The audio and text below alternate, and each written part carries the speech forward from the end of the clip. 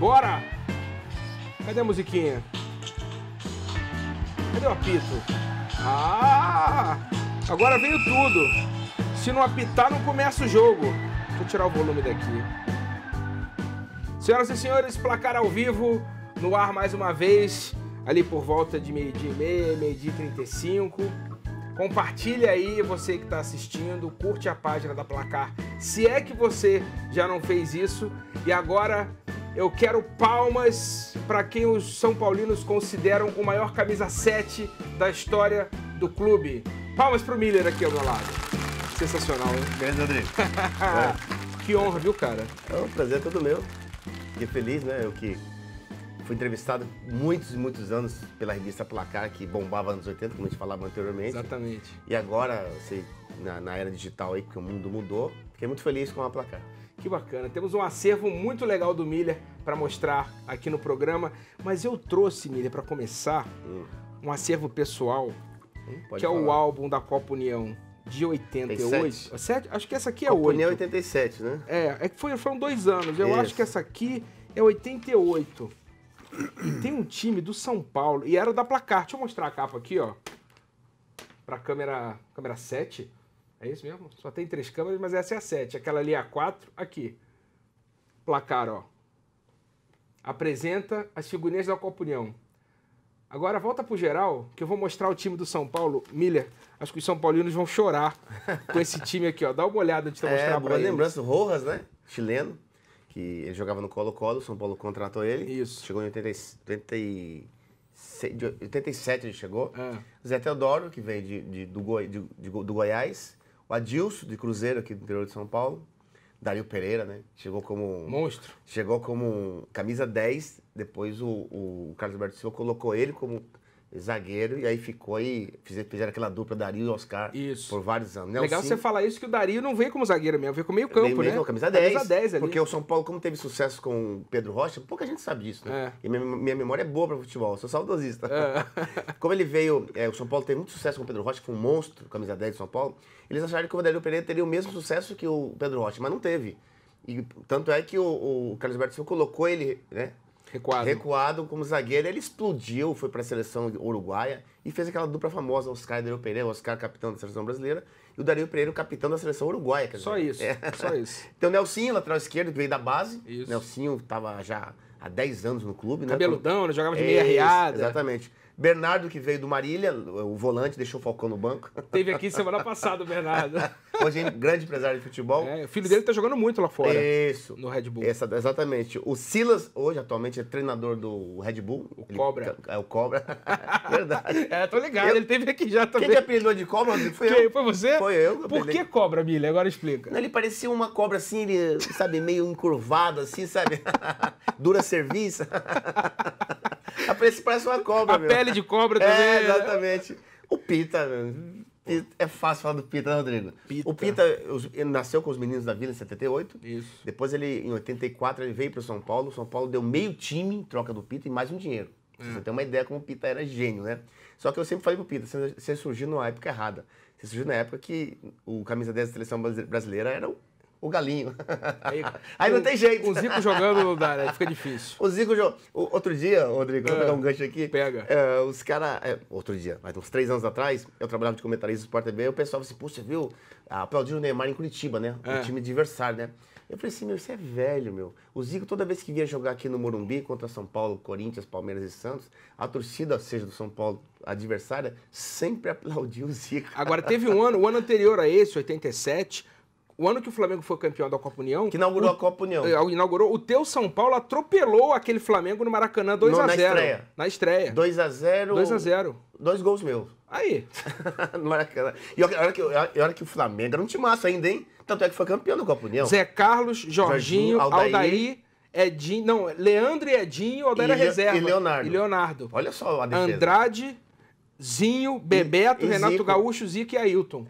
Timaço. Contra esse time aí, cara. Na estreia nós ganhamos no Maracanã e os 2 gols foram meus, né? Um grande time do Flamengo, que depois foi campeão da Copa União, Obrigado pelo presente grego que você me deu aquele dia.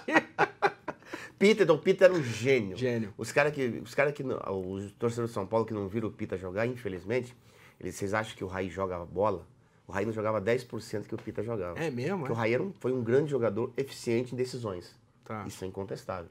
Mas o Pita era um gênio. Você acha que é habilidade mesmo ali no Não, pé e pra fazer a diferença no jogo mesmo? Como jogador, comparando os dois, é covardia, água e vinho. É mesmo? É, exatamente. É porque errado é fogo, né, cara? Aí o cara não teve espaço, né? Não, como eu disse, ele surgiu numa época que só tinha Jorge Mendonça, Dicá, Ayrton Lira e o Zico que não machucava, não saía. O Zico era fominha. É. Até porque ele jogava muita bola. Pra mim ele chegou perto da perfeição. É verdade. Então, quer dizer, o Pita jamais seria o camisa 10 da seleção, porque o falecido Jorge Mendonça, pra quem não sabe, foi o único jogador que deixou o Zico no banco. O Zico voltou de contusão, o Coutinho não tirou o Jorge Mendonça e o Zico ficou no banco do Jorge Mendonça, que também era um monstro como jogador.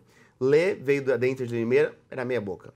Falecido Edivaldo, Saudoso grande Edivaldo. amigo meu. Amigo, eu morava aqui na Rua da Mata, quando a gente era molecote solteirão, e ele morava na Jesuína Ruda. Itaí, né? Rua da Mata. Itaim Bibi. 500 metros um do outro. A gente estava sempre junto. A gente era solteiro, a gente saía todo dia. São Paulo, né? A noite de São Paulo é maravilhosa. É a melhor noite do mundo. Então a gente saía todo dia. Segunda, terça, quarta, quinta, sexta, sábado, domingo. A gente saía todo dia. Foi acidente de carro, né? De carro aqui na Castelo Branco. Ele veio de um churrasco na casa do amigo meu, Lange, que jogou comigo nas categorias de base. E a cama tava pronta para ele descansar. Ele era muito, né? Ele era muito pilhado, tá? Não, vou embora. E o Lê tava na casa dele esperando ele para sair na noite.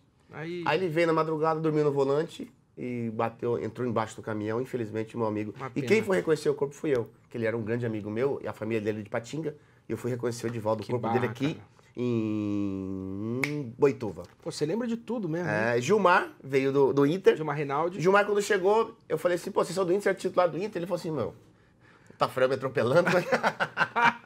Melhor sair fora, né? Sair fora. Tafarel, pra quem não sabe, pra mim, ele junto com o Dida, os melhores jogadores, os goleiros que eu já atuei junto. Que é o atual preparador de goleiros da seleção. É isso. O Tafarel, nos anos 80, Rodrigo, 86, 7. 85, no Mundial de Juniores. Já foi ele. A gente fez primeiro o torneio de João Avelange em Acapulco, no México. O pessoal cruzava, ele saía e pegava com uma mão. Quem era o seu técnico nesse Mundial de 85? Nesse Mundial era o Gilson Nunes. Meu tio. Parceiro, gente finíssima, da maior qualidade. Ele e o Parreira são os únicos treinadores que eu conheci que não falam palavrão. Pô, ele cortou o Romário, deu uma zica danada, né? E o Denilson. O Denilson deu também. um problema. O Denilson zagueiro. Zagueiro. Que era do América, até do então Rio. morava na Pavuna, gente finíssima, parceirão. Então o que acontece? O torneio João Avelange, era o Gilson Nunes o treinador, e o Tafarel pegava a bola com uma mão. E eu só vi um goleiro na história do nosso futebol pegar cruzamento com uma mão. O Manga que não tinha dedo. Logo o Manga, né? O Manga que não tinha dedo. Porque o Manga jogou no Operário de Campo Grande, Mato Grosso do Sul, minha terra. E o treinamento, os caras cruzavam ele com uma mão. Você viu um goleiro pegar a bola com uma mão? O Tafarel pegava. Cruzamento, não todos, né? Alguns cruzamentos que cruzavam no jogo, assim. O Tafarel saía com a mão direita, pegava a bola e já saía. Tranquilamente, né? Era foi um grandíssimo goleiro e baixo, hein? Só pulava quando precisava também, né? Não ficava fazendo aquelas pontes. Se colocava bem no campo. Lembra o Raul no Flamengo? Lembro. Não ficava pulando que nem sapo, pelo amor de Deus. O Raul se colocava bem a bola, vinha, pegava. O Raul tinha até preguiça, tiriça. Como diz meu amigo, hoje os goleiros têm que entrar com luva de boxe, né? Que só rebate bola. Nunca vi isso, pelo amor de Deus. Não. Raí, que veio do Botafogo de Ribeirão Preto. Isso. Veio a peso de ouro, hein? Peso de ouro. São Paulo contratou ele com muita grana. Ele ficou até 91 como reserva. Jogava de vez em quando, aquela coisa toda. Eu cheguei e voltei da Itália, 91. E o Pimenta queria mandar ele embora. Eu falei, não, presidente, o time tá em transição, aquela coisa toda, que tava da ressaca do vice-campeonato brasileiro, de 90, com o Corinthians. Contra o Corinthians. Então, a diretoria queria vazar com ele, com o Raí. Eu falei, presidente, fica com ele aí. Eu nunca falei essa história, tô falando aqui agora. É mesmo? É a primeira vez que você conta primeira isso? Vez que eu conto isso. Você ajudou o São Paulo a manter o Raí? Nunca falei isso na televisão também. Pronto. Então, eu falei, presidente, nós vamos disputar o Campeonato Paulista, que o estadual antes, Rodrigo, era primeiro semestre. Sim. E segundo semestre o brasileiro. Isso. Exatamente. E aí a diretoria queria vazar com o Raí porque ele estava 5 anos no clube e não era titular. Nunca se firmou como titular. É verdade isso. Até aquele momento, né? Até aquele momento. Eu falei assim, presidente, o time está em transição e tem bons jogadores. O Ricardo Rocha, que estava largado lá, porque eu teria que mandar ele embora. Leonardo, o Raí. Tinha bons jogadores. Zete, Ronaldão, Edilson, quer dizer. Faltava o time se ajustar. Falei, presidente, estou chegando, o time está em transição. Vamos esperar esse Campeonato Paulista, aí depois você vê. Aí foi naquele Paulistão 91 que o Raí fez 3 gols contra o Corinthians. Aí pronto. Aí quando a gente estava comemorando o título, o Pimenta falou assim, estendeu a mão, obrigado, você tem uma boca, hein? Eu falei, não é questão que sabe tudo, é uma questão de experiência. Então, história inédita até então. Exatamente, ninguém sabia. São Paulo queria negociar o Raí em 91. Eu falei, presidente, espera. Ele arrebentou contra o Corinthians. Falei, presidente, agora você pode vender ele a qualquer preço. Aí bateu na porta, em 93, bateu na porta de São Paulo o Jesus Gil, do Atlético de Madrid, e o Paris. Aí o presidente falou assim, você opta, o que você quiser. Aí o Raí escolheu o Paris. E foi muito feliz depois, você sabe a história. O IMC. É, exatamente. Ronaldão chegou, ele era lateral esquerdo. Mentira. Lateral esquerdo. Perdão, mesmo? ele era zagueiro. Zagueiro. O Cilinho apitou na lateral esquerda. E jogou, tinha muita força, aquela coisa toda, Depois, nos anos 90, com o Tele voltou pra zaga. Voltou pra zaga, e aí ele até chegou à seleção brasileira e foi campeão comigo em 94 no tetracampeonato. O Paulo Martins era um volante também, na meia boca, era gente fina demais, gente boa, como diz meu amigo, serve pra ser genro. O Fonseca, daqui de Taquarituba, Fonseca, gente fina, narigudo, ganhou a posição do Dario Pereira em 86, no Brasileirão, para 87. Tá. Ele chegou a ganhar a posição do Dario Pereira. Depois até o Dario foi pro Flamengo. Exatamente, aí o Dario rodou. Mas o Fonseca jogou muito tempo como titular. Depois ele ganhou, depois o Pepe sacou o Oscar e ficou Dario Pereira e Fonseca, mas no final, contra o Guarani, jogou na final Fonseca e Wagner Basílio. Muito bom. Beleza? Acabou? Agora deixa eu mostrar aqui pro São Paulino chorar em casa. Desculpa aí tomar o tempo, né? Imagina, pô. O show é teu, cara. Olha aqui. São Paulino vai chorar em casa. Sem esquecer, né? Vale lembrar, Cilinho, treinador. O Cilinho revolucionou a categoria de base do São Paulo. E o profissional. Por quê? O São Paulo não tinha esse método, essa visão, como tinha o Flamengo nos anos 80. O Flamengo, você sabe muito bem disso. Craque, o Flamengo ficou faz 3 anos sem contratar ninguém. Porque o time era um timaço. O Flamengo sempre prestigiou as categorias de base. Em São Paulo, os clubes, categoria de base, não valia nada. E muito menos no São Paulo. Então o São Paulo sempre contratou jogador de nome, aquela coisa toda. Tanto é que veio, em 82, Careca e Renato Pemucho, a peso de ouro do Guarani. Campeões de 78 pelo Guarani brasileiro. Então o São Paulo não tinha essa visão de revelar jogador da base. Era um ou outro, e olhe lá. E quando o Cilinho chegou em 84, ele começou a olhar as categorias de base, porque ele gostava de trabalhar com garoto. E aí ele viu um garoto, eu aqui, 5º reserva dos juniores, ele colocou no profissional. Quando chegou em 85, eu já estava no profissional titular, o presidente vira para mim e fala assim, tá vendo? Não era para você estar aqui. Eu falei, por quê?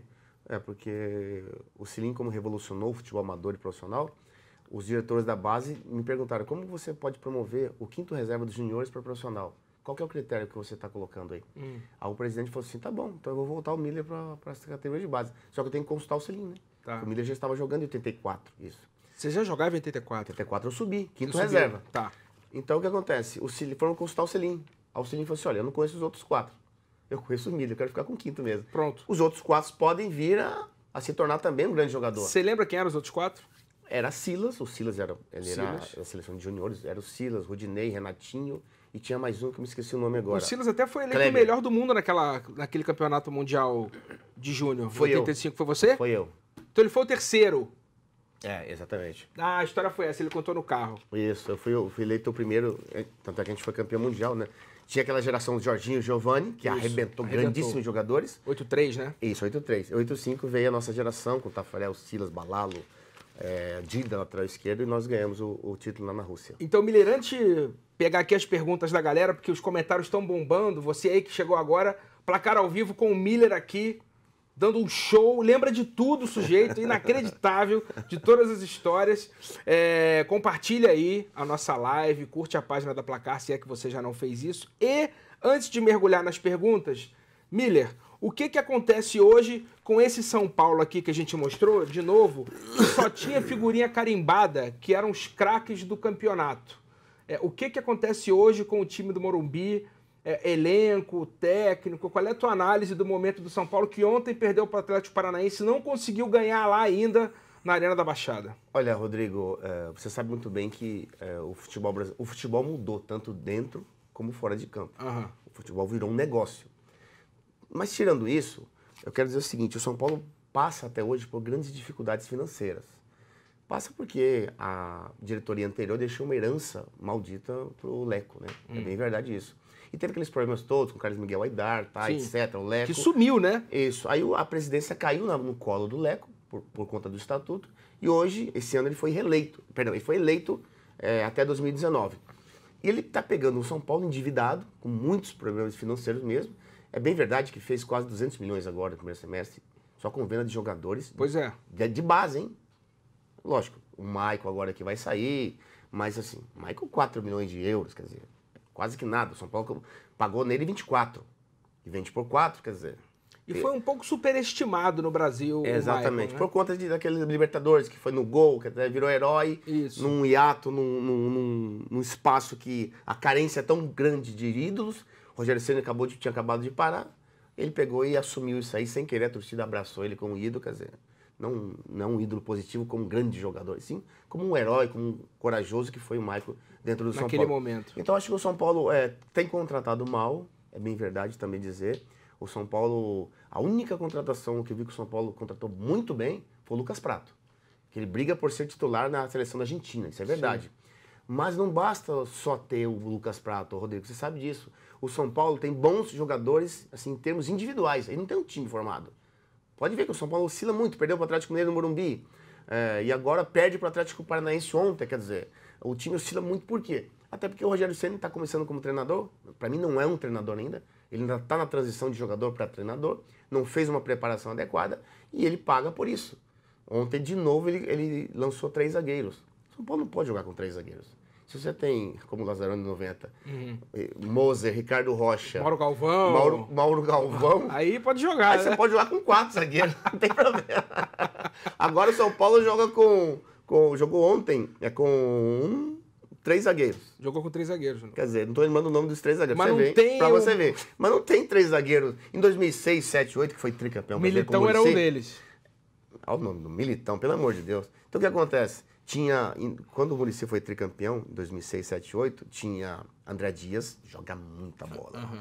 Tinha o Pirulito, Alex Silva, e tinha o Miranda, que é da seleção brasileira. Quer dizer, ter esses 3 zagueiros, Rodrigo, beleza, você pode jogar. Bem, né? Agora, você ter 3 zagueiros sem qualidade, quando você pega um time meia boca, Bahia, Atlético Goianiense, você ganha no Morumbi, não tem problema. Porque o time não tem qualidade e a defesa não vai ser exigida, muito. Agora, quando você pega um time com qualidade, Atlético Mineiro, Fluminense, Flamengo... Que vai pra cima mesmo, né?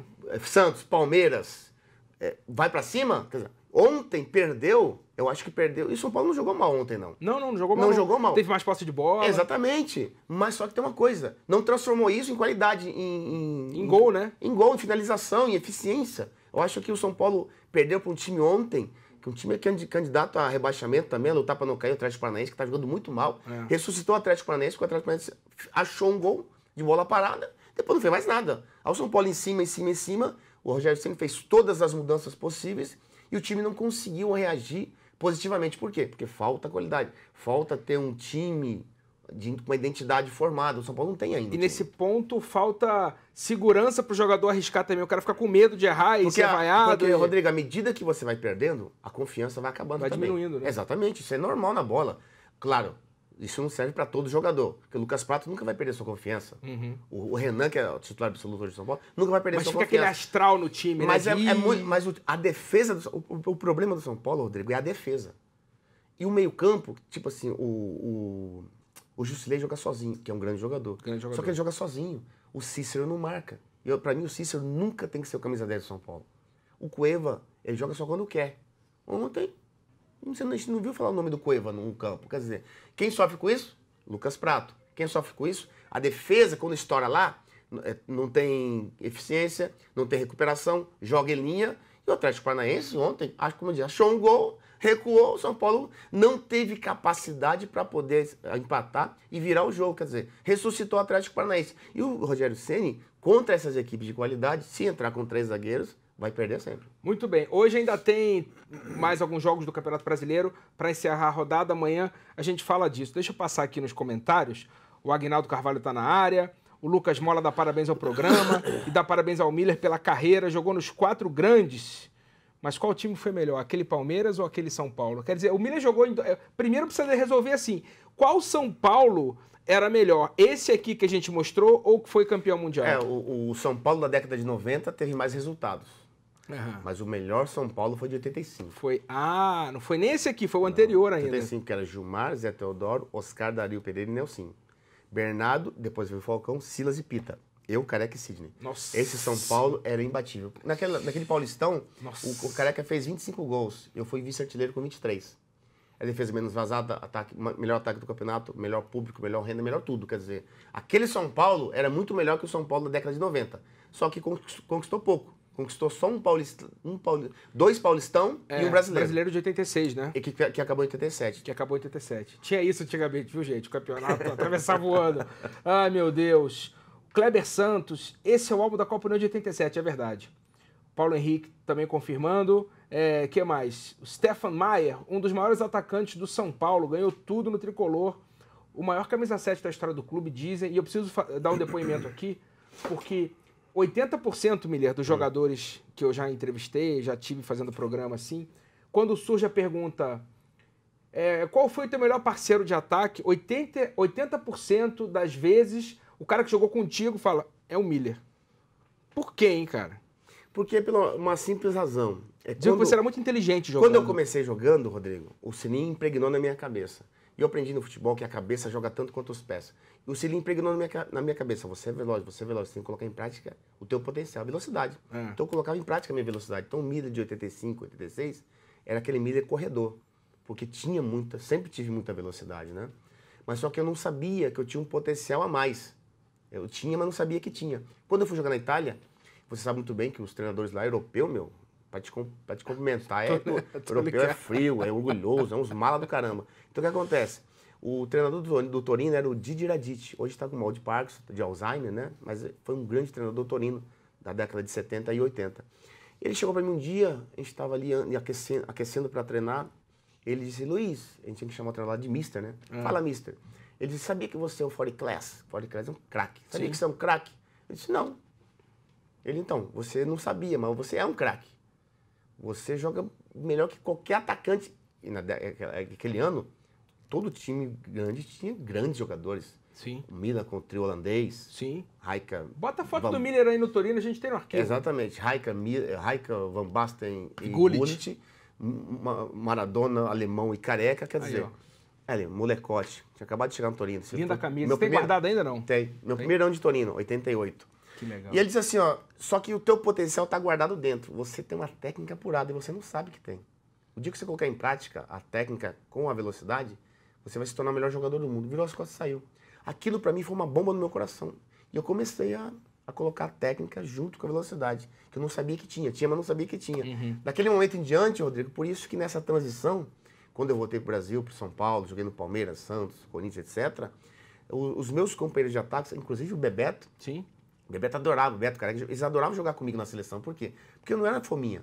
Era um jogador que gostava de servir, dar passe. Eu achava o passe tão importante quanto o gol. Pra mim, Claro. era tão importante quanto o gol.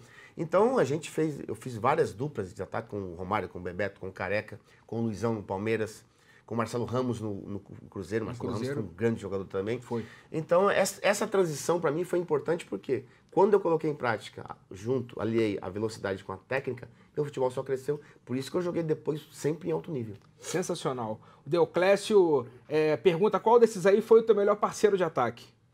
Olha, o Bebeto, craque de bola. Incrível, né, Bebetinho? Bebeto jogava demais. E a parte que gente fina.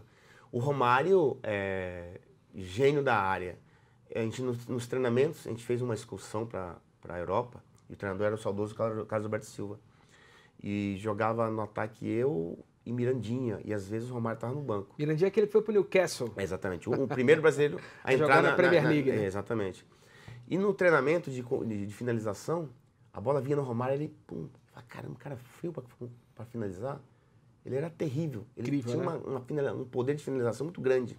E quando nós começamos a jogar juntos na seleção, a gente formou uma dupla muito grande. Então eu vi a perfeição do Romário na finalização. Incrível, né, cara? Entendeu? Ele era perfeito, tanto é que foi apelidado do gênio da área. Pelo Cruyff. Exatamente. Entendeu? Mas o Careca, pra mim, foi desses de Luizão, Romário, Bebeto, Marcelo Ramos, que jogou muita bola também. O Careca foi mais completo. Que pra mim o Careca tinha 4 olhos, né? Ele tinha 2 naturais, um aqui na nuca e um no pé. O Careca tinha 4 olhos, porque o Careca era completo. Ele era mais completo que esses outros. Sim. Porque ele tinha movimentação, ele dava passe, ele batia falta, ele cabeceava, ele ia pra cá, ia pra lá. Quer dizer, a dinâmica de jogo do Careca fazia com que ele fosse um cara mais, um jogador, um atacante mais completo. Eu vi um cara assim, mas com uma proporção menor, o Van Basten. Sim. O Van Basten jogou muita bola. Que acabou encerrando a carreira cedo por causa de uma contusão. O médico operou ele errado. Também tem no tornozelo. Isso, né? Aí, por isso que ele parou. Ele não tinha 30 anos de idade. O Van Basten jogava demais. Tem um gol dele que é exatamente clássico. Né? Naquela famosa Eurocopa, né, de 88. Exatamente. Então, esses atacantes, lógico, a gente colocar aqui Reinaldo, que não sabia fazer gol feio. O Rei era incrível. O Rei era incrível. O Roberto Dinamite, que tinha uma chapada. A finalização do Roberto Dinamite era incrível. Ele tinha uma batida na bola que... Eu sempre digo que o bom atacante, ele não chuta no gol. Ele tira do goleiro. E o Roberto Dinamite sabia fazer isso perfeitamente. Sentiram a diferença? O bom atacante não chuta no gol, tira do goleiro. É pra você tatuar essa frase aqui, ó. Pra quando for jogar pelada. Reinaldo fazia isso muito bem. Roberto Dinamite fazia muito bem. Romário fazia perfeitamente bem. Bebeto nem se fala, que o Bebeto também era o rei da chapada. E o Careca, com a genialidade dele. Que Carecon, né? Ó, tem muita gente aqui. Wilson Marques, Jorge Augusto Paz Barreto, Valdir Wellington. Na época do Miller, só tinha craque e ele era o melhor ainda por cima. Eu tinha, é verdade isso aí, eu quero só acrescentar o comentário do amigo aí. É o seguinte, eu surgi numa época também, Rodrigo, privilegiada, que tinha uma abundância de grandes jogadores. É isso? Eu joguei contra o Jorge Mendonça, joguei contra Ayrton Lira, joguei a favor, junto com o Pita, quer dizer... Contra o Zico, infelizmente, joguei um pouco... Com o Zico na seleção. Pouquíssima coisa, em 87, porque ele tinha um problema da contusão no joelho e quase não jogou. Mas a abundância de jogadores craques era muita. Então isso aí, claro, você jogar perto de grandes jogadores, o seu futebol só cresce. Ó, o Raul Pirauá jogou muito no Santos. Pena que o time na época não tinha o mesmo nível. O Marcos Assis jogou muito também. O Santos tinha bons jogadores, aquilo que eu fiz do São Paulo, mas não tinha um time formado. E foi uma fase maravilhosa, porque no Santos eu não ganhei nada de título. Né? 97 para 98. Mas só que em 98, quando eu joguei pelo Paulistão com o Santos, o treinador era o Leão, eu fui eleito o melhor, a seleção do campeonato e o craque do campeonato. São os 2 troféus mais bonitos que eu conquistei como jogador. Foi um troféu, era um jogador com a bola, mas era uma obra trabalhada assim, um troféu lindo, lindo, lindo. Eu ganhei jogando pelo Santos e não ganhei nenhum título jogando no Santos. A Vila Belmiro estava naquela transição do gramado ruim para o bom. Sim. Ainda estava sentando o gramado e saía muita... aquelas placas de grama saía bastante. E no Santos foi uma época maravilhosa com o Vanderlei Luxemburgo lá, entendeu? E tinha o Ronaldão, tinha o Zé. Tinha o projeto lá. Tinha o projeto. Não, o Vanderlei da década de 90, né? O Vanderlei da década de 90 era o cara, né? É um gênio, né? Grandíssimo treinador. Olha, eu tô com saudade de várias coisas que a gente tá falando aqui, então por causa disso vamos mergulhar no arquivo da Placar. Vamos ver o que tem do Miller aí. Será que tem alguma coisa boa aí? Vamos ver. Rapaz, o que tem de foto e capa de revista. Vamos ver. Olha aí. Isso aí é a Copa de 90? O time vai crescer? 90. O time vai crescer. Olha lá, o Júnior dizendo que o Lazzaroni foi desleal com ele, porque ficou de levar pra Copa e acabou não levando. Não, eu acho que não. O né? Léo Júnior, que foi gênio também, como lateral esquerdo, capacete, gente finíssima e grandíssimo jogador. O Lazzaroni falou... O Lazzaroni, ele colocou um pensamento assim, não é uma questão de capacidade, é uma questão de preferência. O Júnior, até 92, aquele título do Flamengo, ele foi essencial na conquista do título. Só que tem uma coisa, a seleção brasileira tinha um branco voando. Já tinha ido comigo em 86 no México. Acho que ele queria ir no meio já, ó. Não, mas só que tinha o alemão, tinha o Dunga, tinha Valdo. Lógico, se levasse o Júnior no lugar do Bismarck, no lugar do Tita... É bom lembrar que o alemão comia a bola no Napoli naquela época, junto com o Maradona e o Careca. Tinha acabado de ser campeão italiano, o alemão voando baixo, o Dunga arrebentando a Fiorentina. Quer dizer, 2 grandíssimos jogadores, Dunga e alemão. Quer dizer, o Léo Júnior ia brigar por uma posição com o alemão voando e com o Dunga também voando, até porque o Júnior já tinha uma idade avançada em relação aos outros. E só pra garotada de hoje, gente, o branco em 90... de 86 a 90, o Branco era tipo o que vocês acham do Roberto Carlos na época. O Branco era um... tinha um chute bem potente. Desmaiou um cara, lembra? Exatamente. Ele foi molecote, campeão brasileiro e também da Carioca com Fluminense. Com o Casal 20. Isso, Assis Washington e Washington, Assis. é. O Branco já estava naquele time junto com o Ricardo Gomes, quer dizer, o Branco estava voando baixo. Então o Branco merecia, né, o posto como titular da seleção brasileira. Então o Lazzaroni, para mim, não fez nenhuma injustiça com o Léo Júnior, porque nós tínhamos 2 cabeças de área. Se levasse o Júnior só para compor grupo, etc., entrar de vez em quando, tá tudo certo. Mas como titular seria difícil ele ganhar a posição do Dunga e do Alemão. Miller, o craque de Deus. Ali, ó. Porque eu nasci em lar evangélico, né, Rodrigo? Você sabe disso, né? Você conhece a minha história. Sim. Eu nasci em lar evangélico, né, na Igreja Batista, em Campo Grande, Mato Grosso do Sul. E meus pais, aqueles pais antigos, né? Eles não pediam nada pra gente, sempre exigia. Era assim, exigência. Olha, vamos pra igreja hoje. Olha, vamos estudar a Bíblia hoje. Quer dizer, então eu fazia tudo obrigado. Mas com o passar do tempo passei a gostar. Eu fui batizado na Igreja Batista. E aí tem esse movimento dos atletas de Cristo aí, né? Exatamente, que surgiu em 85 com... Eu subi primeiro que o Silas, em 84. Porque o Silas estava na seleção de juniores. Com o Jair Pereira. Jair Pereira. Saudoso. Grande Jair Pereira, gente fina. E eu subi antes deles. O Silas subiu em 85, depois do Sul-Americana, o torneio sul-americano, que sempre foi disputado no Paraguai, em janeiro. O Silas, depois do Sul-Americano, já voltou no profissional. E aí nós formamos, né? Quem deu esse nome Atleta de Cristo foi o Marco Aurélio Cunha, verdade? Antes não tinha rede social. Foi o doutor Marco Aurélio? Não tinha rede social. E o Diário Popular cobria muito São Paulo, né? Todo dia, uma página do São Paulo, aquela coisa toda. Aí aí já é década de 90, começo da década de 90. Mudou o fornecedor do material, já me lembro logo. Mudou tudo. Mudou o patrocínio. O Marco Aurélio Cunha falou assim, não, esses aqui são os Atletas de Cristo do São Paulo. Aí o cara pegou essa deixa, colocou, ó, os Atletas de Cristo, quer dizer, então... Virou um movimento, tinha o João Leite, goleiro do Atlético. Rodrigo, bem lembrado, é bem verdade isso, temos que fazer jus, né, ao nome. Muito bem. João Leite e Baltazar foram os pioneiros. Artilheiro de Deus, né? Foram os pioneiros a divulgar o evangelho dentro de campo. Depois veio eu, depois Mas veio essa Silas. imagem tua com o Silas é muito forte, né? É, uma imagem legal. Tem uma outra foto também, a gente dentro do vestiário, a placar que fez. Essa mesma tem matéria... Tem uma no túnel. Isso, no túnel, exatamente. Vai passando as fotos aí pra Silas, gente ver o que tem. Aí é a década de 80, porque lá, tá vendo? Adidas, Coca-Cola. Isso. Short curtinho ainda, né? Esse jogo contra a Portuguesa eu fiz 3 gols. Só isso. Em 87. Olha aí já é a década de 90, bimundial. O Juninho com a camisa do Milan ali, ó. Aí o bimundial, porque tem o Júlio lá na frente, o Rogério Ceni lá atrás, que já era o segundo goleiro. Juninho Paulista. Aí vem Gilmar, aí vem Ronaldo Luiz. Muito legal. Esse título aí, eu falei pro presidente, tem que levar todo mundo pra Tóquio. Porque isso aí é só 18. Não, tem que levar todo mundo. Leva todo mundo. Aí foi 25. Passa rápido as fotos aí, porque o tempo acabou, mas eu quero mostrar todas rapidinho. Vai, Fabão, aí, na época do Palmeiras. 96, seleção. Passa, Palmeiras ainda. Seleção, né? Esse time do Palmeiras. Santos 97. Jogando Santos contra o Vasco. Passagem pelo Cruzeiro boa também, né? Com o Levir Coupe, grande treinador, o Levir Coupe. O burro com sorte. Exatamente. Eu fiquei 7 anos morando em BH, cidade maravilhosa. Cruzeiro, clube grandíssimo. Passagem pelo Sou apaixonado pelo também. clube do Cruzeiro. Corinthians já estava no final de carreira, com o Vanderlei Luxemburgo, né?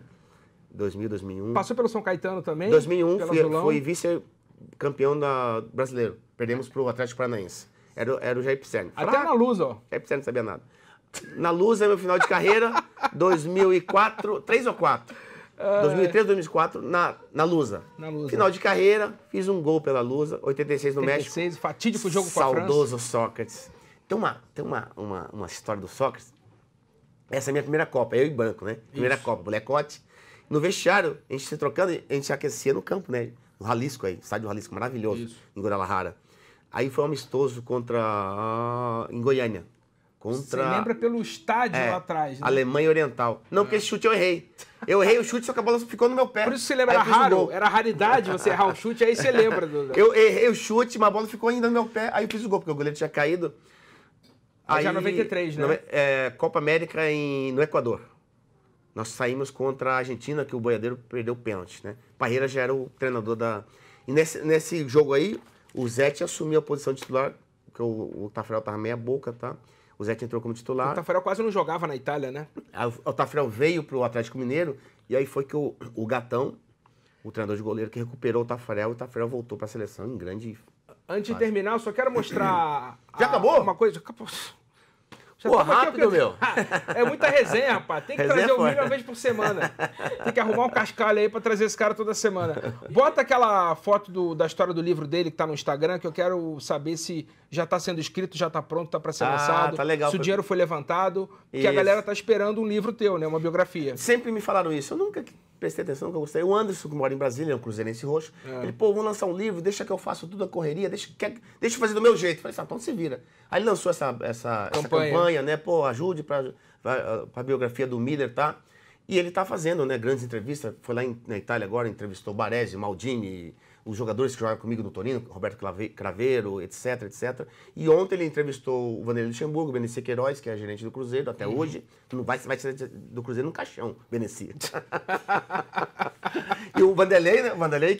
O Vanderlei falou assim, olha, o Miller foi um jogador mais completo que eu já trabalhei com ele.